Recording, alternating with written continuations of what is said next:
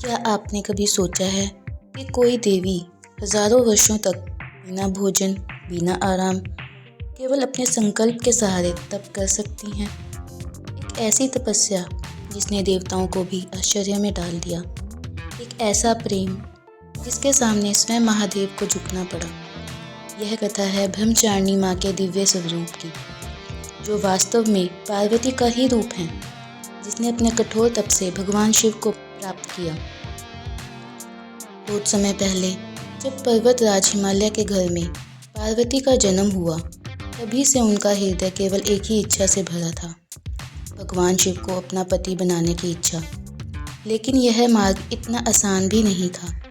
पार्वती के माता पिता चाहते थे कि उनकी पुत्री किसी महान राजा से विवाह करे। वे बार बार पार्वती को समझाते, शिव तो एक अघोरी योगी है, भस्म से लिपटे रहते हैं, पहाड़ों और शमशानों में उनका निवास है, उनसे विवाह करना उचित नहीं।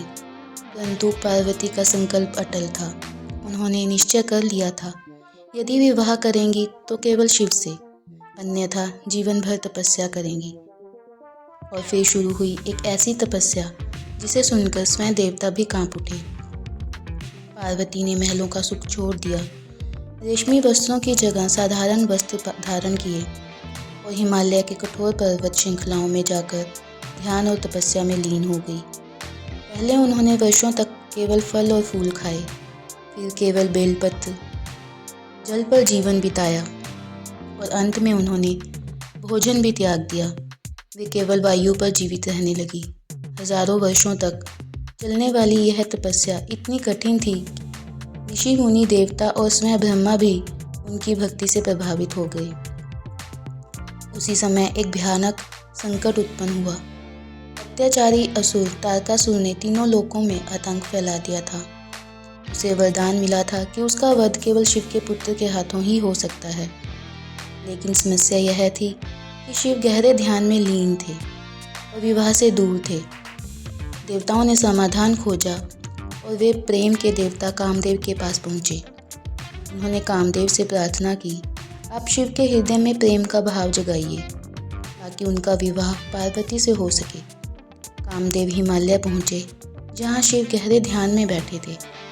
उन्होंने अपना दिव्य काम बाण चलाया। जैसे ही बाण शिव को लगा, क्षण भर के लिए उनका ध्यान भंग हुआ।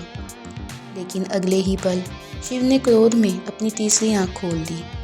उस अग्नि से निकलने वाली ज्वाला इतनी भयानक थी कि कामदेव तुरंत भस्म हो गए।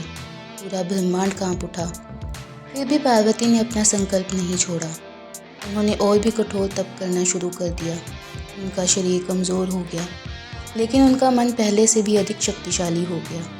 उनकी तपस्या की शक्ति इतनी बढ़ गई कि देवताओं को भी उसकी गर्मी महसूस होने लगी। अंततः एक दिन शिव ने सोचा, इस तपस्या की परीक्षा लेनी चाहिए। वे एक साधारण ब्रह्मचारी साधु का रूप धारण करके पार्वती के सामने आए। उन्होंने मुस्कुराते हुए कहा, हे देवी, आप किसके लिए इतनी कठोर तपस्या कर रही हैं?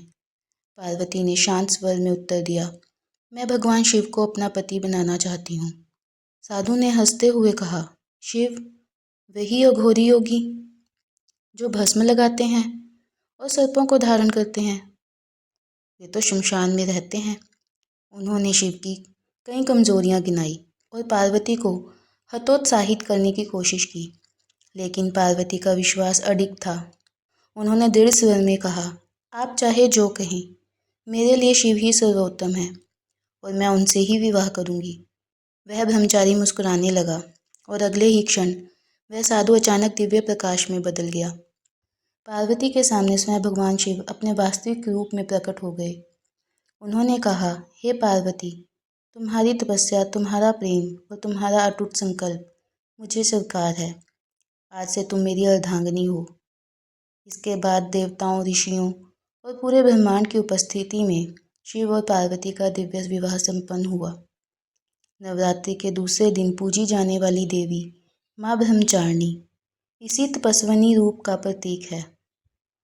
उनके हाथों में जप माला और कमंडलू होता है और उनका आशीर्वाद भक्तों को धैर्य, संयम, ज्ञान और तप की शक्ति प्रदान करता है। इस कथा का संदेश बहुत गहरा है। सच्चा संकल्प, अटूट विश्वास और निरंतर प्रयास, इन 3 शक्तियों के सामने स्वयं भगवान भी झुक जाते हैं।